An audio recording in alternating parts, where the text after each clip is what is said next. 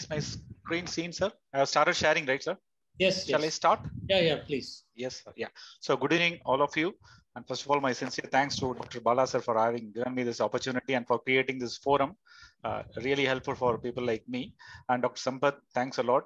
I've always been encouraging whenever I see him. And Dr. Lobo, we have met on a few occasions at Avatar. I'm not sure if you can recognize me.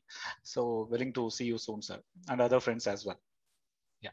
So to start with, I've made a little tweak to the topic. I made it rather a dysfunctional TCC, tunnel catheter, as tunnel catheter dysfunction as well as infection. These are the two common problems associated with catheters in the shorter and longer runs. And dysfunctional catheter essentially means the flow is less. In other words, it includes blocked catheters as well.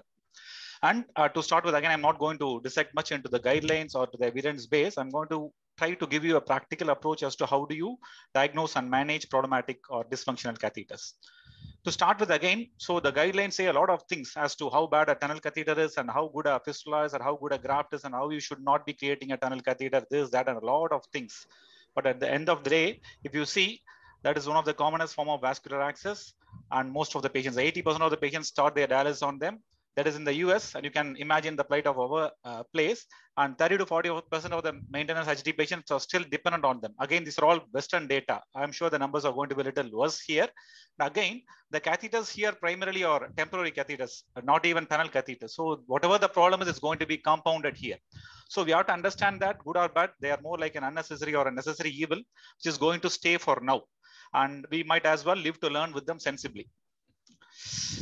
Yeah. So how do you define poor flow or a catheter dysfunction? Again, you've got a lots of ways to define them, like high negative arterial pressure more than minus 250, high venous pressure more than 250, and decreased blood flow rates, inability to withdraw or flush the lumens, need to reverse the line, so on and so forth. And this is how DOCI 2019 latest guidelines have defined it. It is the failure to maintain the prescribed flow to maintain adequate dialysis without lengthening the HD treatment, hemodialysis treatment, without lengthening the duration of the treatment. Again, if you can see, it's a little non-specific. There is no specific numbers as such, which means we do not have any concrete definition as such. If you ask me, this is the simplest way to define that. When the technician, it is dysfunctional, when the technician tells you it is dysfunctional, as simple as that. And again, DOCI again tells us to have our own ways to define catheter dysfunction depending on individual units, because the definition is not going to be a straightforward one, because you have too many different types of catheters and your requirements of the patients are also going to vary. So it is better if each and individual dialysis units have their own way to define properly functional catheters, define dysfunctional catheters, and definition as to when to intervene and how to intervene. And how are you going to define? This is a reasonable exercise for the beginners. As and when you put in a tunnel catheters, what you should try to do is you should try to see what is the maximal flow with that catheter. So how do you do it? You keep on increasing the flow until the arterial pressure goes up to minus 250. That is the maximum. You see what is the blood flow at that level of negative pressure. That is your maximal flow. And you are going to do that exercise maybe once or twice a week on a regular basis. You compare it with your previous best recording. If the difference is going to be to the tune of only 10% or 15%, you can discount that as insignificant. If it is going to be worsening more than 10%, let's say the fall in blood flow is more than 10 to 15%, you should be having your heads up as to something is going wrong and maybe you need to take an action. Yeah. So what are the different causes of tunnel catheter dysfunction? It can be an early or a late dysfunction, and the causes vary accordingly. The causes for early dysfunctions are primarily mechanical or technical, as against the late dysfunction where the causes are primarily thrombotic. Okay. So early dysfunction typically happens within the first dialysis itself. In other words, the catheter never really functioned properly, and ideally it should have been sort of dealt with in the procedure room itself or in the cath lab suite itself, and we should not have sent the patient for dialysis. We should have corrected then and there itself. That is how you define an early dysfunction. And in majority of the patients, the causes are positional due to tip malposition or tip malorientation, or it could be mechanical with kink tunnel catheters or tight sutures at the exit site, or it could be an underlying vascular issue. For example, you're passing the catheter into a underlying stenotic vein, or you're passing the catheter in a wrong vessel. Let's say the catheter is staying in the brachiocephalic vein or in the, let's say, azygous vein. The flow is never going to be good. Rarely you can have an early dysfunction due to thrombotic occlusion as well. I had a couple of occasions in the last 2-3 years. Once or twice we had, say, forgotten to give heparin lock at the end of the procedure. You start the dialysis, there is no flow. So typically when the patient has got an underlying thrombotic tendency, it might as well happen. But again, the primary treatment of early dysfunction is prevention. Before going into the details, I'm sure like most of us in the forum should be knowing as to the common types of tunnel catheters available. The one on your left-hand side is the staggered tip or the step tip catheter, wherein the arterial end is little short and little lies at a little higher level, essentially to reduce recirculation. The middle one is your split tip catheter, where the arterial and venous ends are split wide apart. Again, the arterial end is a little shorter than the venous end to reduce the recirculation. And third is your typical equistream, is a palindrome catheter, where both the arterial and the venous end lie at the same level. So what is orientation? Orientation of the catheter refers to the lie of the catheter, or rather the lie of the tip of the catheter inside your cardiac cavity. As you can see in this figure, this is how the catheter lies inside the cardiac cavity. It will be better if you can keep the arterial end towards the medial side or towards the cavity of the heart.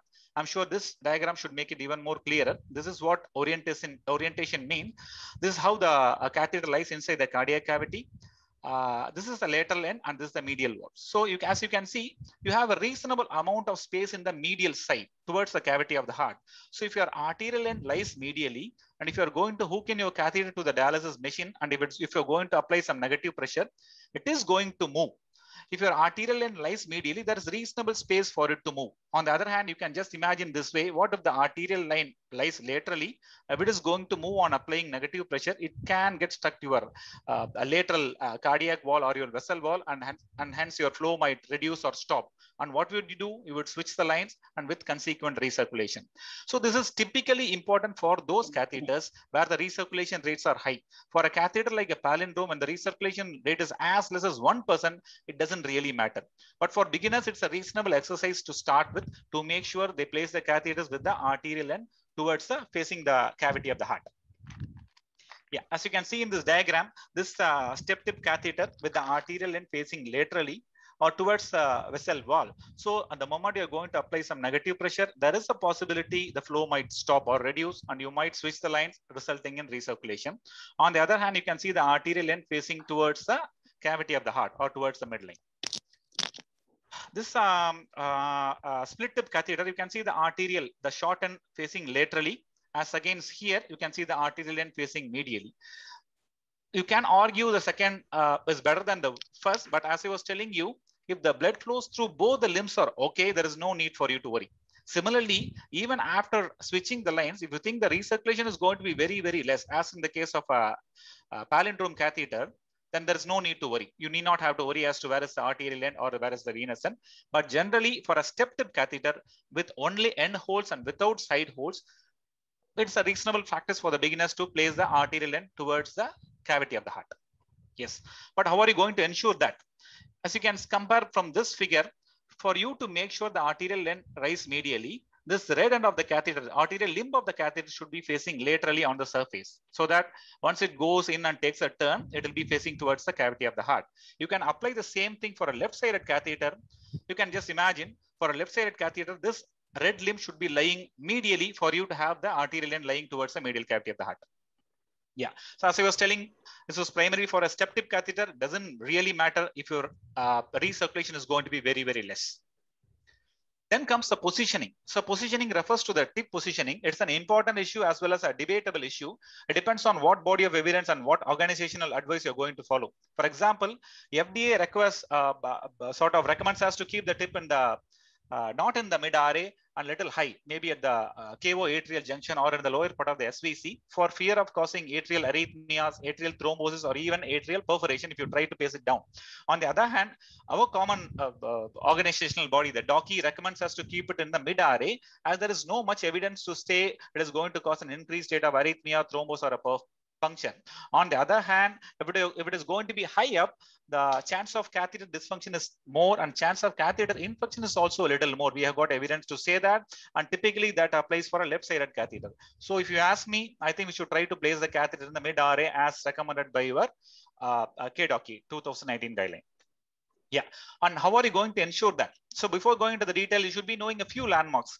I'm sure like we are clear with the fewer landmarks here, but the most important landmark, the most consistent landmark here is the right tracheobronchial angle here as shown by the yellow arrow that corresponds to the upper part of the SVC, and your lower arrow, that is the junction between the convexity of the heart and the concavity of the heart, that corresponds to the lower SVC. And one vertebral body below that will be your cavo-atrial junction, and further that will be your mid-RA. Whenever you place the catheter, you should try to put it ideally at 3 or at least at 2. Let's check with the real-time venogram, the landmarks.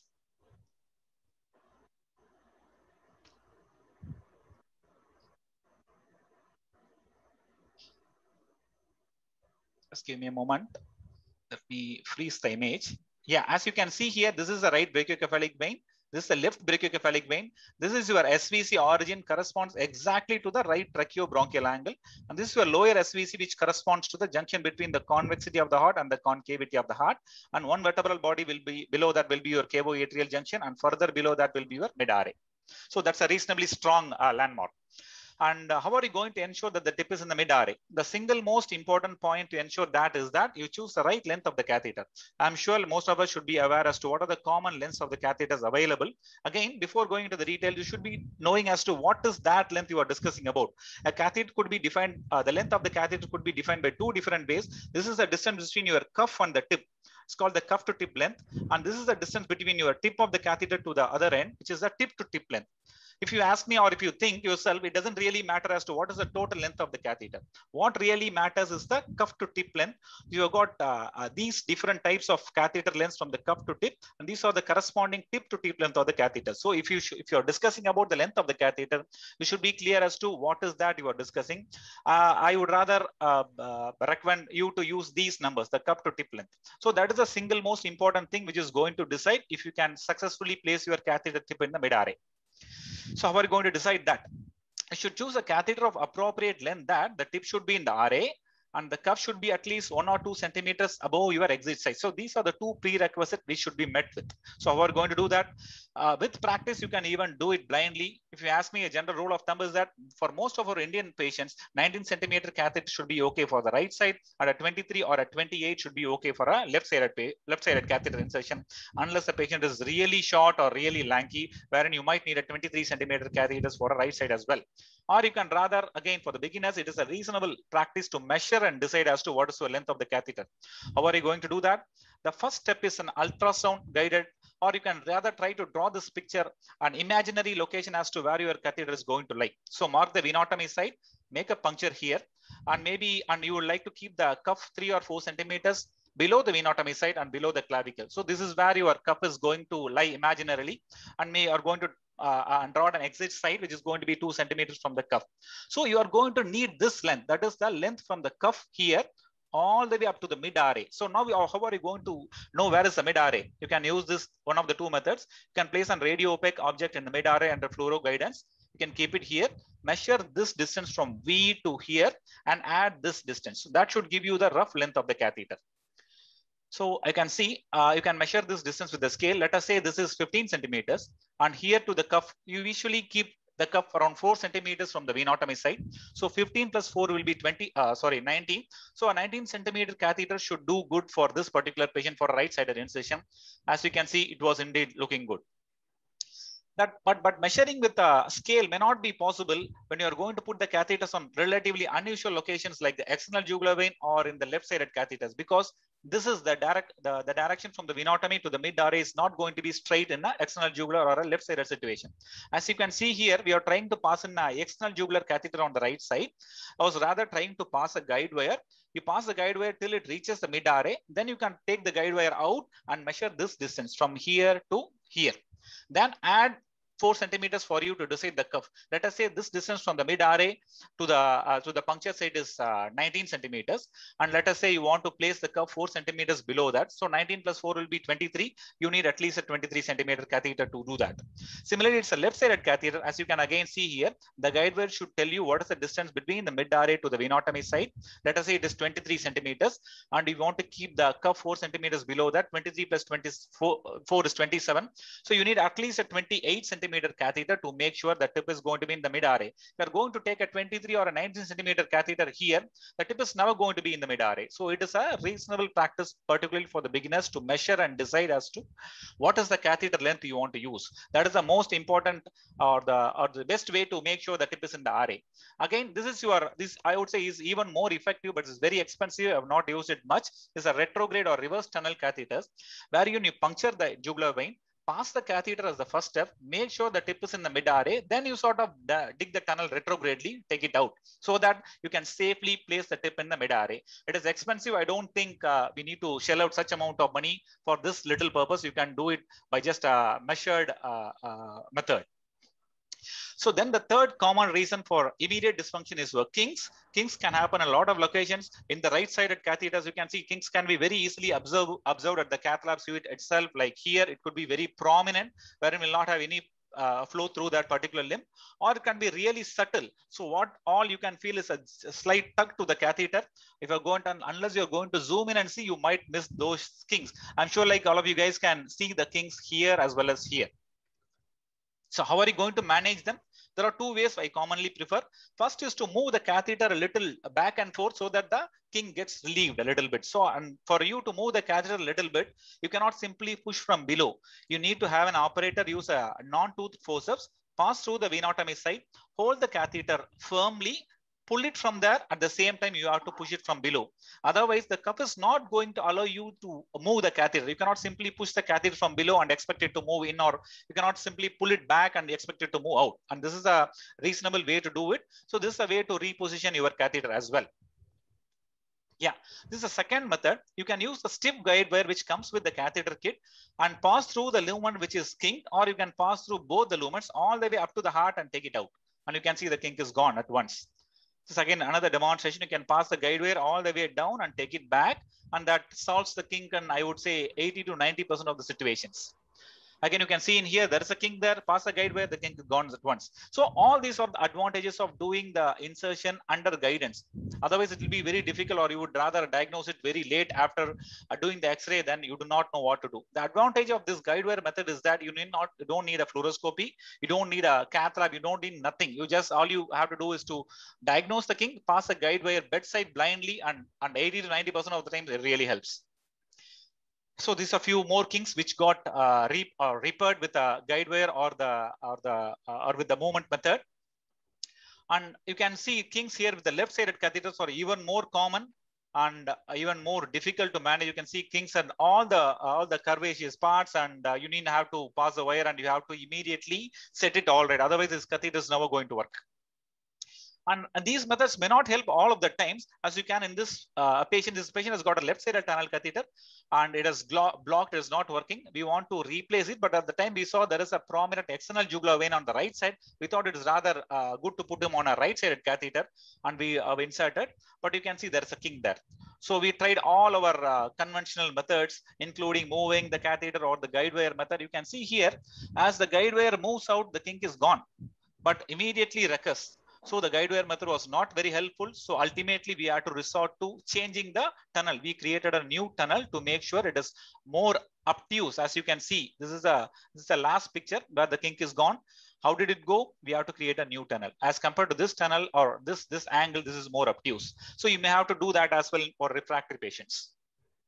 Then comes positioning. Again, as I was telling you, this is again one more advantage of doing the catheter insertion under guidance. Here is a step tip catheter we inserted. It was working all fine, but under fluoro, you can see the tip almost touching the floor of the RA.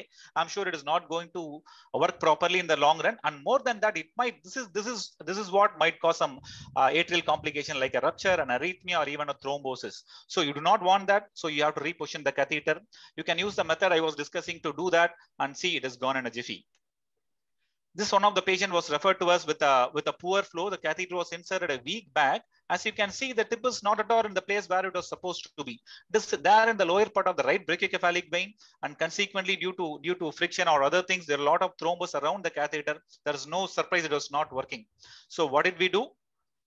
After this, all you need to do is to pass a guide wire over the catheter all the way up to the IVC and take the catheter out and pass a new one. Again, it's hardly going to take 5-10 minutes for you. It's a left-sided catheter. Again, it is there in the subclavian or in the left brachiocephalic vein. Absolutely no flow. Pass the catheter. Pass a guide wire, stiff guide wire all the way up to the IVC. Take the catheter out, or you might even want to push the same catheter. It's up to you. We have put in a new catheter, I think. Yeah, but you have to do that a little fast. It's one of the patients who was referred a little late with poor flows. Left side catheter was inserted a week or two back. But when we tried, no, it was well coiled inside the upper SVC. The guide weight could not be negotiated into the IVC, so we could not do much about it. We have to simply take the catheter out. If you see, they have used a 19 centimeter catheters, which was not enough. So it was coiling inside the SVC. So this should have sort of corrected it there itself, then and there itself, but it was missed, and we have to take it out. So you have to address it sooner than later. And these are other rarer complications. As you can see, the catheter is looking okay, but there is no flow. Inject some dye, see the vein. It is not your SVC, it is not your RA, it is there in the azygous vein. It's a small caliber vein, 14.5 French catheter in the azygous vein is never going to work. And you can have, sometimes you can have tight strictures compressing the catheter as well. This is a little rare, I would say. And before going to the second part of the talk, femoral internal catheters. In my practice, in the 270, 280 odd catheters I inserted in the last few years, I've hardly used femoral catheters, used only 2 or 3. Most of the time, it will be a right internal jugular, followed by right external jugular, followed by the right left side and subclavian rather than a femoral catheter due for obvious reasons. And you have to understand, in patients whom you want to put in a femoral catheter, they have got exhausted accesses already, and they are already on a femoral temporary catheter with consequent thrombus around it, and it is most often done blindly. So if you're going to use a shorter catheter, a 14.5 French catheter, if it's going to lie inside the external iliac vein, which is a relatively small caliber vein, it is never going to function, that too with the adjoining thrombus around it. So you have to make sure the tip is in the IVC, at least in the lower IVC. What is the landmark? The upper border of the L5 corresponds to the iliac joining and the IVC origin. You should try to place your catheter at least above that. So my advice is that please use at least you have to use a 28 or a 33 centimeter catheter for that purpose. Otherwise, it's never going to reach the IVC. As you can see in this patient has come to us with a dysfunctional flow in a catheter. As you can again see, it is lying in the external iliac vein. It has never reached the IVC. And as you can see in the picture, as he was injecting some dye. Yeah. So this patient has got a duplicated external iliac vein. This is a functioning external iliac vein. This is the external iliac vein where the catheter is in place, but there is no flow as there is thrombosis, and again it's a small caliber vein. So what we did is to reposition the catheter to make sure it is lying well inside the IVC. Again, this patient has got a long-term femoral temporary catheter with consequent thrombus and stenosis all along the external jugular vein. So you have to make sure your catheter lies inside the IVC. That is what we have done. You can see the catheter lying nicely in the mid IVC with good flows, and you can see the good caliber of IVC there with when the dye gets in. Yeah, so whatever it is, wherever it is, a good functioning catheter should have at least 5 ml per second of blood flow. How do you, or 3 ml per minute of blood flow? How are you going to diagnose? How are you going to check it? You can use a 10 or 20 ml syringe. If you're using a 10 ml syringe, it should fill up in 2 seconds. That is 5 ml per second. That's roughly 3 ml per minute. That's a way to check it. If that sort of flow is not achieved in your cath lab or wherever you're going to put it, you should try and find out the reason for it and try to address it before sending the patient for dialysis. Yeah, then coming to the second part of the talk, the late dysfunction. As I was telling you, it's essentially thrombotic more than mechanical. It could be one of these two. Fibrin sheath is, for all practical purposes, more common than a thrombus, or sometimes it can be due to new happening of central venous stenosis as well. Thrombosis in a long-term tunnel catheter can be outside the catheter, extrinsic thrombus, or an inside the catheter. As this extrinsic thrombosis rarely causes tunnel catheter dysfunction, again, it is relatively rare. We are not going to discuss that today. We're going to primarily concentrate on the intrinsic catheter, intrinsic thrombosis, which could be in the lumen or in the catheter tip, or it could be a fibrin sheath thrombus. Comparing intraluminal and catheter tip thrombus, they are essentially, I would say, part of a same spectrum. And only difference is that catheter tip thrombus could act like a ball valve, allowing you to push fluids in, but it is not going to give you any blood flow. Otherwise, the reasons for the formation are almost the same. Let us not go into the details now. And then comes the fibrin sheath, is the most common reason for late catheter dysfunction. It is a biomechanical layer which forms around the catheter due to your platelet, leukocytes, a few microorganisms, as well as fibrin and thrombin deposition over it. And it can be happening as early as 48 hours, but typically happens few weeks to few hours post insertion. It typically happens from the venotomy side. It slowly grows all the way down. The day it comes down and engulfs your end and side holes of the catheter, you're not going to get any flow. How are you going to manage late dysfunctional catheters? You can have different medical management in the form of conservative maneuvers, like you can try a Trendelenburg position, you can reverse the lines and see, or you can do saline flushes, but most of the time these things do not work. You'll end up using one or the other lytics. So this is what we normally use: Altiplase, Tenecteplase, and urokinase. I always use either Altiplase or urokinase. I have not used Tenecteplase. Or if this is not helping, you are going to go in for mechanical ways like fibrin sheath disruption or fibrin sheath shifting followed by tunnel catheter exchange.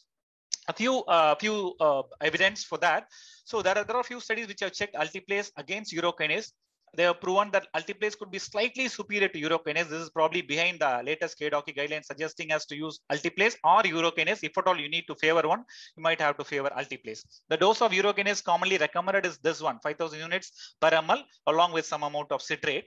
And in my practice, I use only urokinase or Altiplase. We do a reasonable number of fistula and AV graft thrombectomy and thrombolysis at my center.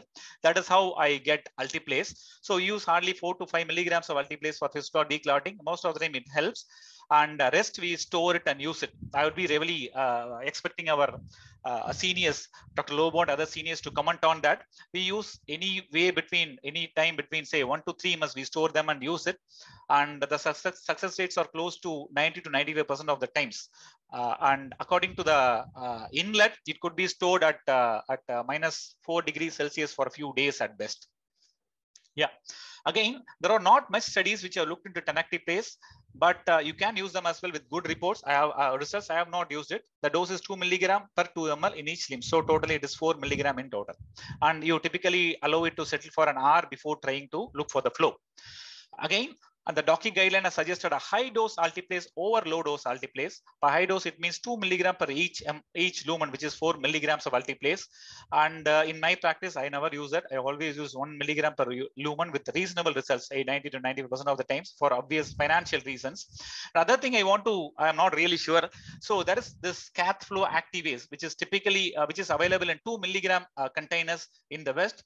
I'm really not sure if it is available in our country. It is primarily for fistula or for the catheter dysfunction.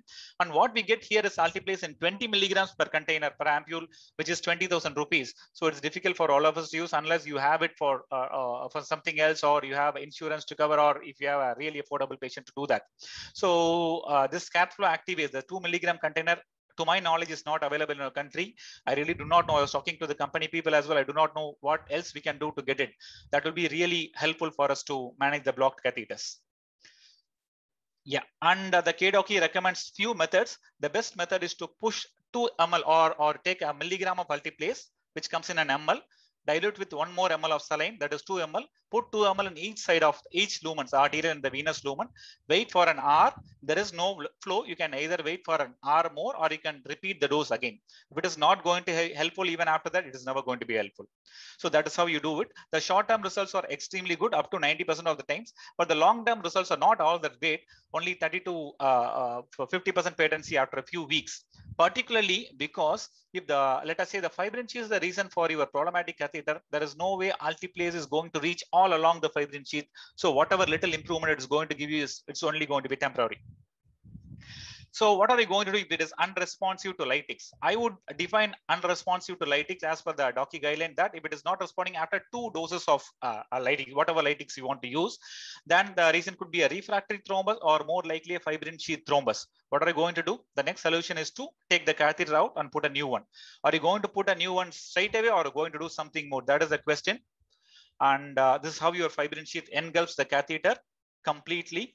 And what can you do about it? So for fibrin sheath, the first step is to pass a guide wire all the way up to the through the catheter into the IVC. That is the first step. The second step is to dissect the cuff out. So that is what I am doing here. Once the cuff is dissected out, see, I'm holding the cuff here with my fingers. Try to pull the catheter back under guidance so that the tip of the catheter reaches somewhere in the brachiocephalic. I think all of you can see that the catheter moving. And once it has reached the upper brachiocephalic, I stop it, and then you inject a puff of contrast. You can nicely see a sleeve of fibrin sheath all the way from the catheter tip all the way up to the mid RA. So that is how your fibrin sheath looks like.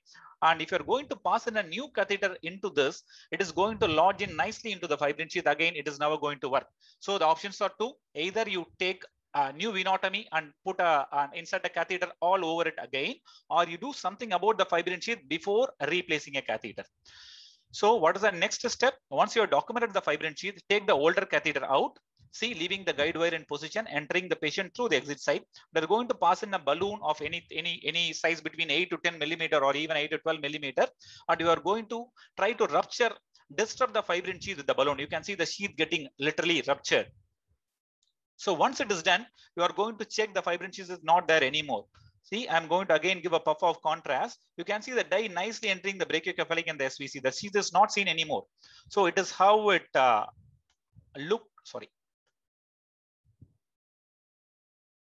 This is how it looked like at the start. You can see the fibrin sheath here, and this is after the fibrin sheath is ruptured. So once it is ruptured, you are good to go. The last step is to replace the catheter, pass a catheter over the guide wire. How am I going to do that? Here I'm using a palindrome catheter. It needs this special device. I'm not sure how many of you has used this. It's called VenaTrack. It comes in two limbs. One is typically shorter than the other. Pass it through the limbs of the catheter. It has got holes on the end as well as on the side. You are going to try to thread the guide wire over the catheter and nicely pass the catheter. As you can see in this video, I'm trying to pass the guide wire through the end hole, take it out through the side hole, pass it through the other limb, and you can nicely thread the catheter all the way along like that. So once the catheter comes near the exit side, you are going to pass it. See, you can see here on the left side of the video, I'm passing the catheter over the wire, and you can see on the other side, the catheter nicely entering the patient's venous system. Pass it till it has reached the mid RA. There you can stop it. That's how you do it. Yeah, it's a similar case on the right side. You can see there's a fibrin sheath. Dissect the catheter, pull the catheter up, inject some dye, make sure the fibrin sheath is there as you are seeing there. Then take the catheter out, pass a balloon over the wire. You can see the balloon has two dots. Dilate the balloon, rupture the fibrin sheath. Once the fibrin sheath is ruptured, again inject a puff of contrast to document the fibrin sheath is not there anymore. You can see this how it looked like, and this is how it is looking like now. The sheath is gone. Now you can safely thread in a catheter. Just to explain you again, here I'm putting in a different catheter. It is a step tip catheter.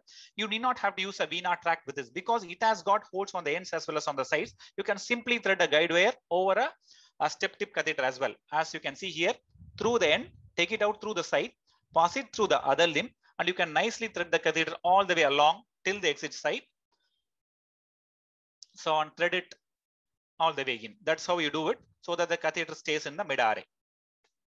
Yeah, just for completion's sake, this yet another way to deal with the fibrin sheath, that is called a snare. You can imagine it like this. It's got a stem, but it's got a noose here. The noose, the diameter or the size of the noose could be controlled by adjusting the stem so that you try to grab the catheter from below through the femoral root, through the noose. Once it has grabbed the catheter, tighten the nose, grab the fibrin sheath, and forcefully you have to pull it down so that the sheath comes below. This is one of the homemade snares I am showing you here. Snares are very costly. So we create it with our own guide wires to reduce the cost and use it. How do you do it? You need first thing is to pass a wire through the catheter all the way up to the femoral area. You need a femoral sheath as well. Pass a snare through the femoral sheath. The first step is to try to catch hold of this wire coming out through the catheter to the snare. That is what I'm doing here. As you can see, I'm not sure how clear is that. With the oblong structure, you're trying to catch the upper wire. Once it is caught, you can easily move the snare all along the wire up. Once you have moved it up, you have to go up the catheter, tighten the nose, grab the sheath, try to pull it down. We have tried it on a couple of occasions. I find it relatively difficult to do, and sometimes may not be all that successful because the snare, what we use is not a proper snare. But if at all you ask me what is the advantage of a snare over a balloon rupture, if at all theoretically, if you could take the sheath out physically and if the catheter starts functioning well, there is no need for you to replace the catheter. That cannot be done in a fibrin sheath rupture. That is one advantage of doing a snare.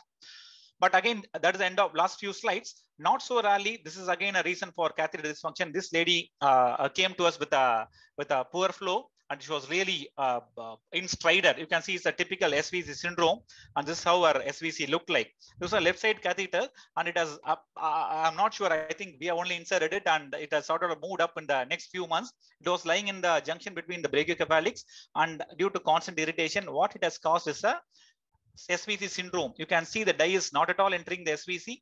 You can see the dye entering all the collaterals. So that is what is the reason for a poor flow in the catheter as well as to our symptom. So what did we do? We took the catheter out, passed a guide wire into the IVC, took the catheter out, passed a big balloon, around 12 to 14 mm balloon, dilated the balloon, angioplasty the lesion, and this is how it looked like at the end of the angioplasty. Now you can see the dye nicely entering the SVC. All the collaterals are gone. That means you have taken care of the SVC stenosis well.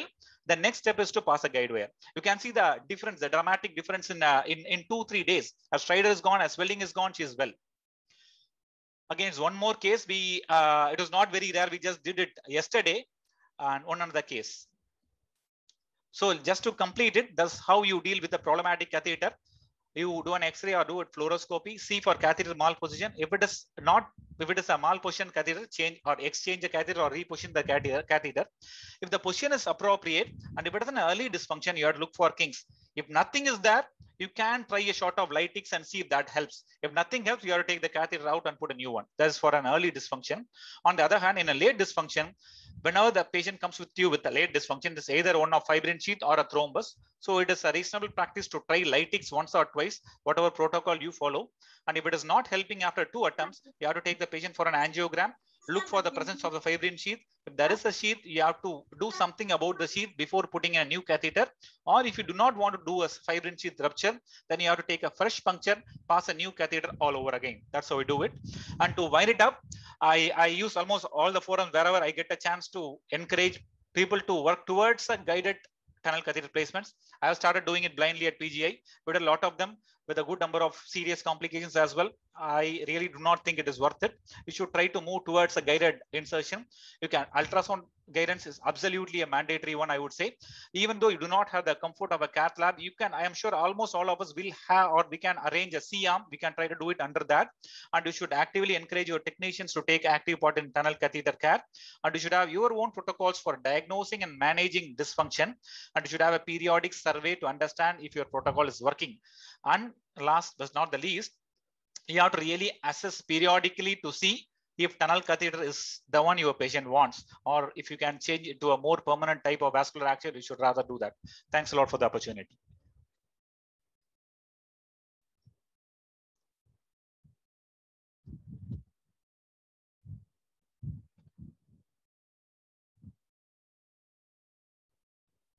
Yes, Dr. Lobo. Yeah, do you want to go to the next talk, or do we? Has Tushar arrived? I thought yes. Yeah, you can clarify the declotting in a few sentences, and we'll try to go to the next talk, then come back for discussion. Okay, so a few points, very few points which I wanted to make. I very much like the first presentation on how I do it. The urokinase, and it's very true, and Hemant will remember that at one time, in fact, this 5,000 units of urokinase was as cheap as 160 rupees. So it's a useful way of doing it. And there was a mention that the books don't mention, but the Indian Society of Nephrology hemodialysis guidelines have given the push lock protocol for declotting of the catheters with low dose urokinase and with high dose urokinase, which is 25,000 units per lumen. They have also given a protocol for alteplase. If you are getting recurrent episodes of clotting of the catheter, there is one study, I cannot remember the name right now, Hemant might remember, where where patients were randomized to either heparin locks of catheters, or the midweek dialysis, the catheter would be locked with urokinase. And the first and last dialysis of the week, the catheters were locked with heparin. not only did they have lesser incidence of clottings, there was also, very interestingly, a lower incidence of infections in the group who were randomized to once a week locks with a thrombolytic agent. Unfortunately, I cannot remember the name of this study at the moment. So we have used that as a protocol in patients who are having recurrent clottings. The midweek dialysis, we would lock the catheters with urokinase and the other two with heparin.